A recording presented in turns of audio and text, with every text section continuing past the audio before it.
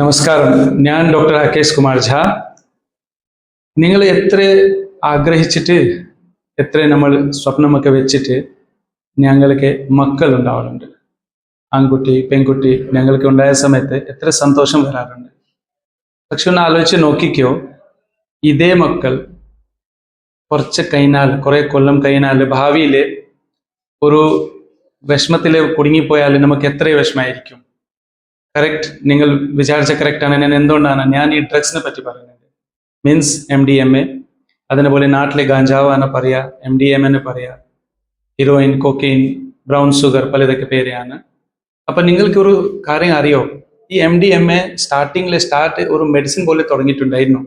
പക്ഷേ അതിന്റെ side effects ഒക്കെ കണ്ടപ്പോൾ അത് ബാൻ ചെയ്തു.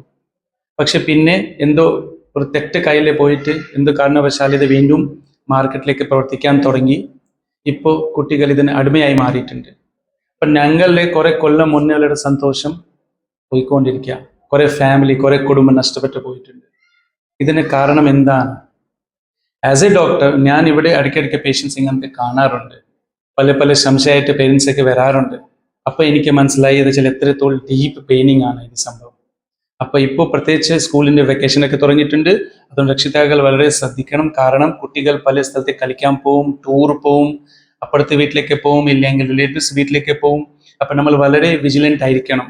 ഞങ്ങൾ എപ്പോഴോ കംപ്ലൈന്റ് ചെയ്യുന്ന ഒരു സംഗതി എന്താ വെച്ചാൽ, ഞങ്ങൾക്ക് സമയമില്ല. തെറ്റാണ്. ഇനി സമയം ഉണ്ടാക്കിയേ പറ്റൂ. കാരണം ഞങ്ങൾക്ക് മക്കളിൽ വേണ്ടേ ചോക്ലേറ്റ് ആയാലോ ഐസ്ക്രീം ആയാലോ എൽനീർ വെള്ളം അടക്കം വഴിയാണ് ഇപ്പോൾ ഡ്രഗ്സ് ഒക്കെ അങ്ങോട്ട് ഷിഫ്റ്റ് ആയിക്കൊണ്ടിരിക്കുക. സ്റ്റാർട്ടിങ്ങിൽ നിങ്ങൾക്ക് അറിയാലോ, സുഹൃത്തുക്കൾ ഫ്രീ ആയിട്ട്, ഇങ്ങനത്തെ ഒരു മാഫിയകൾ ഫ്രീ ആയിട്ട് നിങ്ങൾക്ക് ഈ സാധനങ്ങൾ സപ്ലൈ ചെയ്യും. ചോക്ലേറ്റ് ആയാലോ എൽനീർ വെള്ളം ആയാലോ ഇനി ഐസ്ക്രീം ആയാലോ ഫ്രീ ആയിട്ട് കൊടുക്കും. അതേ വഴിയാണ് MDA നിങ്ങൾ കുട്ടികളടുത്ത് വരുന്നത്.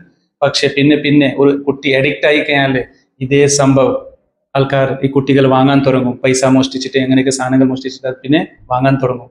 അപ്പൊ ഇനി ഞങ്ങൾ എല്ലാവരും ഇതിനായിട്ട് ജാഗ്രത പയേ പറ്റൂ. കാരണം ഇത് വളരെ പ്രശ്നമായിട്ട് മാറിക്കൊണ്ടിരിക്കുക. ഏജ് ഇല്ല, ആണുങ്ങളായാലും പെണ്ണുങ്ങളായാലും ചെറുതായാലും വലുതായാലും എല്ലാ രീതിയിലും കുടുങ്ങിക്കൊണ്ടിരിക്കുക. അപ്പം നമ്മൾ കുട്ടികളോട് വളരെ വിജിലന്റ് ആയിട്ട് ശ്രദ്ധിക്കണം. കൂടാതെ വലിയ ആൾക്കാർ കൂടി നമ്മുടെ ഫ്രണ്ട്സ് ഒക്കെ ഒന്ന് ശ്രദ്ധിക്കണം. ആരും ഇതിൽ കുടുങ്ങി പോകരുത്.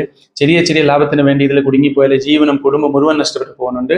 അപ്പൊ ഇതിനായിട്ടുള്ള നമ്മൾ എല്ലാവരും അങ്ങോട്ട് സപ്പോർട്ട് ചെയ്യണം.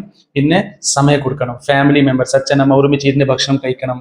അങ്ങോട്ട് ഫുൾ ഡേ എന്തൊക്കെ ചെയ്തു കുട്ടി അതെന്ന് ചോദിച്ച് മനസ്സിലാക്കണം. അവരെ പ്രോത്സാഹിപ്പിക്കണം. എന്തുകൊണ്ടാ അവിടെ എല്ലാ കാര്യങ്ങളും നിങ്ങളടുത്ത് തുറന്ന് പറയാൻ വേണ്ടി പ്രോത്സാഹിപ്പിക്കണം. പിന്നെ പറ്റെങ്കിൽ നമ്മളെ ഒരു വീട്ടിലെ ഒരു സ്ഥലത്തെ ഒരു മൊബൈൽ ഫ്രീ, ഒരു TV ഫ്രീ സോൺ ഉണ്ടാക്കണം. അതെന്തുകൊണ്ടാന്ന് വെച്ചാൽ ആ സ്ഥലത്തെ നമ്മൾ മാത്രം, ഫാമിലി മെമ്പേഴ്സ് മാത്രം ഇരുന്നിട്ട് ഞങ്ങളുടെ കാര്യങ്ങൾ ഡിസ്കസ് ചെയ്യാൻ വേണ്ടി വളരെ സൗഹാർദ്ദ കൂടി, വളരെ ഫ്രണ്ട്ലി എൻവയറമെന്റിൽ സംസാരിക്കാൻ കുറച്ച് സമയം മാറ്റി വെക്കണം. അങ്ങനെ ആവുമ്പോൾ നമുക്ക് ഫ്രണ്ട്ഷിപ്പ് കൂടുമ്പോൾ, കുട്ടികൾ നമ്മളായിട്ട് ഓപ്പൺ ആവുമ്പോൾ നമുക്ക് കുറെ കാര്യങ്ങൾ മനസ്സിലാക്കാൻ പറ്റും. ഇത് വളരെ ഡേഞ്ചറാണ്. പിന്നെ ഈ കാര്യം ശ്രദ്ധിക്കുക, കുട്ടികൾ ഒറ്റയ്ക്ക് നിൽക്കാൻ താല്പര്യം കാണിച്ചാല്, അഗ്രസീവ് ആയാൽ, ഇല്ലെങ്കിൽ കുറച്ച് വെപ്രാൽ കാണിച്ചാൽ, ഇല്ലെങ്കിൽ പൈസാന്റെ കാര്യത്തിൽ കള്ളക്കളി എന്ന് തുടങ്ങിക്കഴിഞ്ഞാൽ, ഇല്ലെങ്കിൽ കൂടുതൽ പുറത്ത് പോകാനുള്ള താല്പര്യം കാണിച്ചാൽ, അങ്ങനത്തെ എന്തെങ്കിലും ബുദ്ധിമുട്ട് കണ്ടാൽ, നിങ്ങൾ എന്തെങ്കിലും സംശയമാണ് രീതിക്ക് നിങ്ങളൊന്ന് വിജിലന്റ് ആയിരിക്കണം. അപ്പൊ എല്ലാവരും സേഫായി നിൽക്കട്ടെ. Thank you.